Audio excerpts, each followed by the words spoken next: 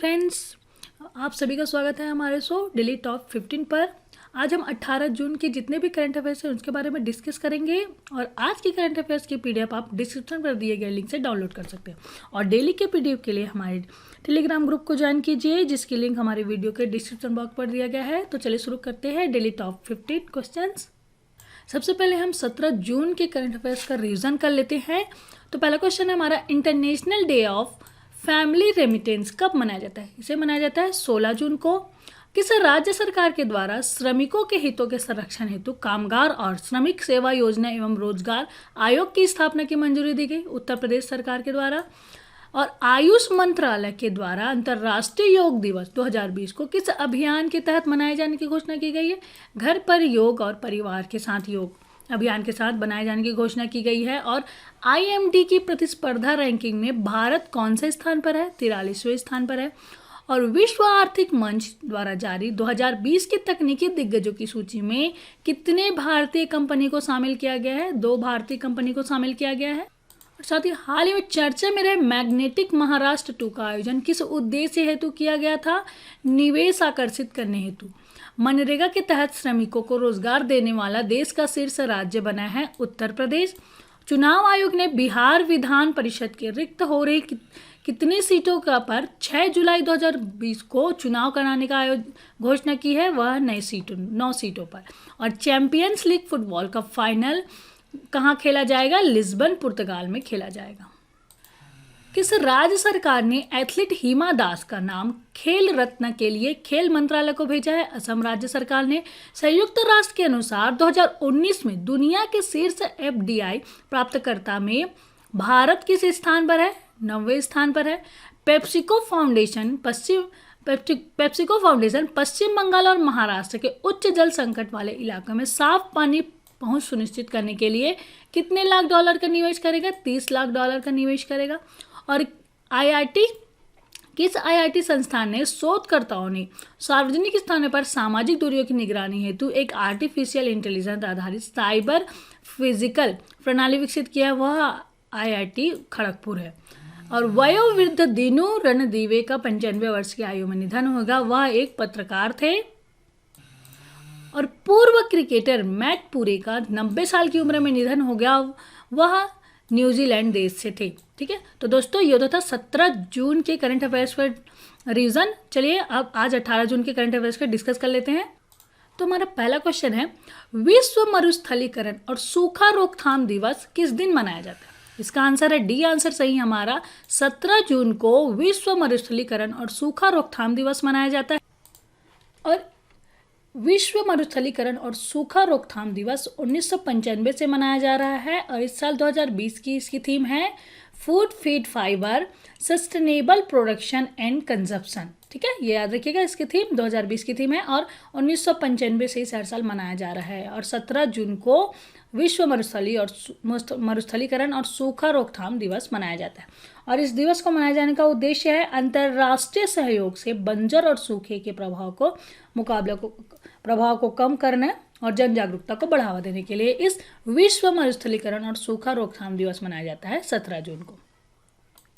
अगला क्वेश्चन है, किस राज्य सरकार ने कर्मचारियों पेंशनरों को भुगतान स्थगित करने के लेकर अध्यादेश जारी किया है? वह राज्य सरकार है। बी आंसर सही है, तेलंगाना राज्य सरकार ने एक ऐसा अध्यादेश जारी किया है जिसमें आपदा और सार्वजनिक स्वास्थ्य की आपातकालीन स्थिति के तहत किसी भी व्यक्ति, कर्मचारी और पेंशन भोगियों को भुगतान स्थगित किया जा सकता है और उसे आगे भी टाला जा सकता है।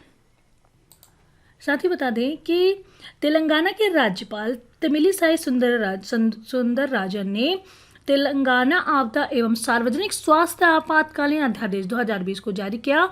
और राज्य सरकार की अधिसूचना के मुताबिक यह अध्यादेश 24 मार्च 2020 से प्रभावी माना जाएगा। ठीक है, और साथ ही बता दें हाल ही में तेलंगाना राज्य सरकार ने लोगों को सैनिटाइज करने के लिए वी सेफ टनल स्थापित किया था। और हाल ही में तेलंगाना की तेलिया रुमाल को GI टैग प्राप्त हुआ है। साथ ही बता दें कि तेलंगाना की स्थापना 2 जून 2014 में हुई थी और तेलंगाना की राजधानी है हैदराबाद। राज्यपाल है तमिलिसाई सौंदर्यराजन, मुख्यमंत्री है के चंद्रशेखर राव और चीफ जस्टिस हैं राघवेंद्र सिंह चौहान। ठीक है दोस्तों, तो ये तो था तेलंगाना के बारे में।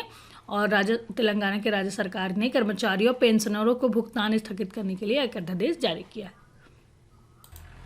हाल ही में किस देश ने अपने पुलिस एवं पुलिस अधिकारियों की प्रतिरोधी क्षमता बढ़ाने एवं तनाव मुक्त रखने हेतु योग कोर्स प्रारंभ किया है? वह देश है, सी आंसर सही है, बांग्लादेश ने कोरोना वायरस के खिलाफ प्रतिरोधक क्षमता विकसित करने के लिए तनाव मुक्ति पाने के लिए मदद से बांग्लादेश पुलिस ने अपने अधिकारियों के लिए योग के पाठ्यक्रम की शुरुआत किया और यूनिट कर्मियों के लिए योग प्रशिक्षण का कार्यक्रम 7 जून से शुरू किया गया है। ठीक है, 7 जून से शुरू हो गया है यह योग का कार्यक्रम तनाव मुक्त करने के लिए। और साथ ही बता दें कि बांग्लादेश सरकार ने हाल ही में भारत और बांग्लादेश ने 5 नए बंदरगाहों और 2 नए प्रोटोकॉल मार्गों के संचालन के लिए एक समझौते पर हस्ताक्षर किया था। और बांग्लादेश सरकार ने कोरोना संक्रमित लोगों के इलाज के लिए प्लाज्मा की ऑनलाइन उपलब्धता शुरू कर दी। ठीक है, ये तो था बांग्लादेश के बारे में। साथ ही बता दें कि बांग्लादेश की राजधानी है ढाका, करेंसी है बांग्लादेशी टाका और प्रधानमंत्री है शेख हसीना और राष्ट्रपति है अब्दुल हामिद। ठीक है, तो दोस्तों ये तो था बांग्लादेश के बारे में, तो याद रखिएगा। अगला क्वेश्चन है हमारा, हाल ही में झारखंड के किस स्थान पर थावर चंद गहलोत के द्वारा composite regional centre for the person with disability centre का उद्घाटन किया गया? वह है, डी आंसर सही है, रांची में। ठीक है, झारखंड के रांची पर थावर चंद गहलोत के द्वारा composite regional centre for the person with disability centre का उद्घाटन किया गया।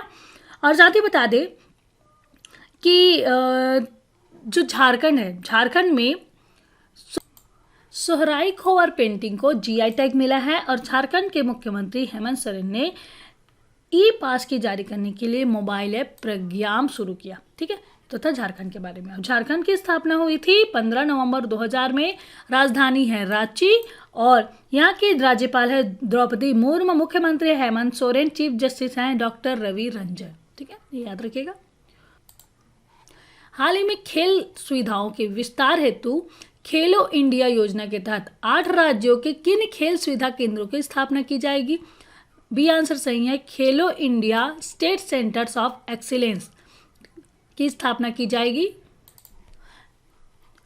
इसके साथ ही पहले चरण में निम्नलिखित खेल सुविधा केंद्रों को खेलो India state centre of excellence के तब्दील किया गया है। वे हैं संगी लाहेन खेल अकादमी ईटानगर अरुणाचल प्रदेश, जयप्रकाश नारायण राष्ट्रीय युवा केंद्र बेंगलुरु कर्नाटक और G V Raja senior secondary sport school Thiruvananthapuram Kerala और खुमान लंपक स्पोर्ट कॉम्प्लेक्स इम्फाल मणिपुर और Rajiv Gandhi stadium Aizawl Mizoram, state sports academy IG stadium Kohima Nagaland और कलिंग स्टेडियम भुवनेश्वर उड़ीसा और regional sport school Hakimpet Telangana.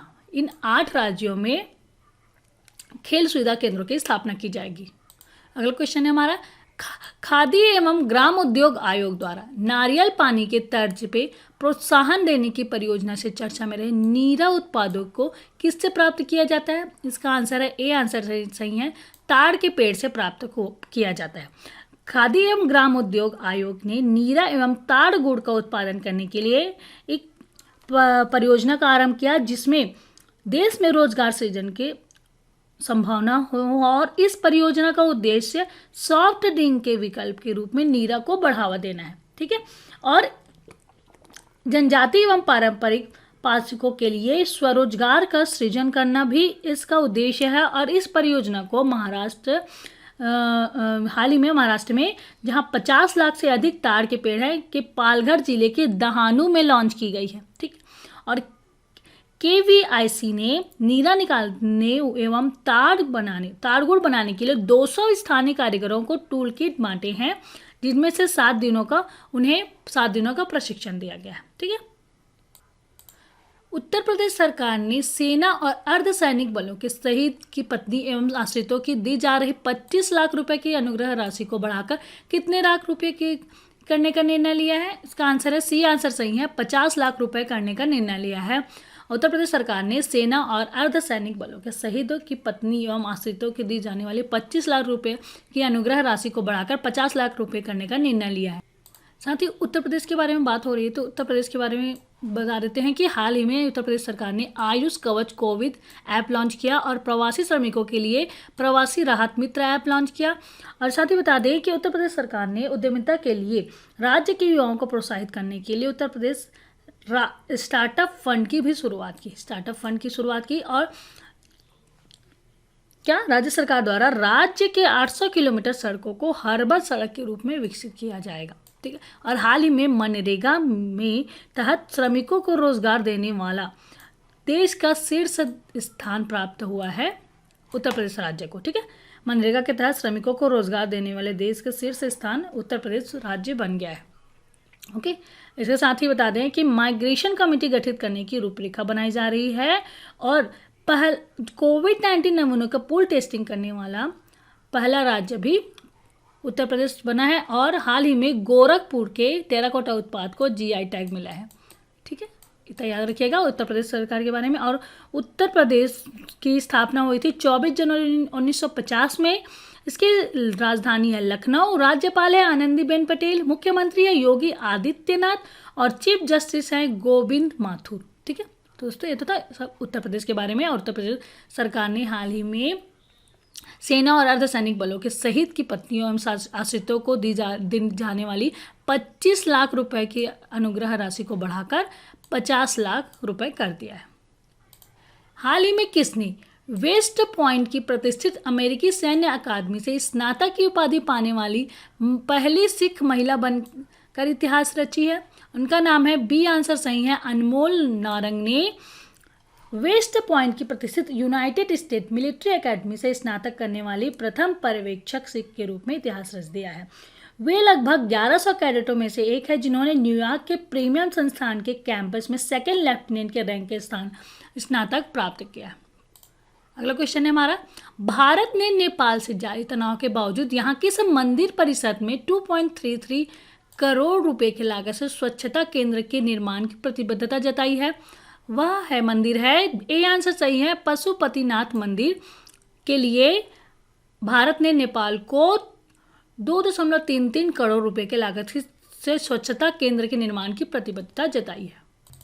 अगला क्वेश्चन हमारा, भारतीय एयरटेल कंपनी समेत अन्य कंपनियों द्वारा निवेश से चर्चा में रहे स्टार्टअप कंपनी लट्टू मीडिया किस क्षेत्र से संबंधित है? यह संबंधित है शिक्षा। बी आंसर सही है, शिक्षा से संबंधित है। भारतीय एयरटेल ने शिक्षा क्षेत्र की स्टार्टअप कंपनी लट्टू मीडिया में 10% हिस्सेदारी खरीदी है और कंपनी ने अपने एयरटेल स्टार्टअप एक्सीलेटर कार्यक्रम के तहत यह निवेश किया। और साथ ही बता दें जो लट्टू मीडिया है, लट्टू किड्स की विशेषज्ञता बच्चों के लिए डिजिटल शिक्षा के उपकरण बनाती है।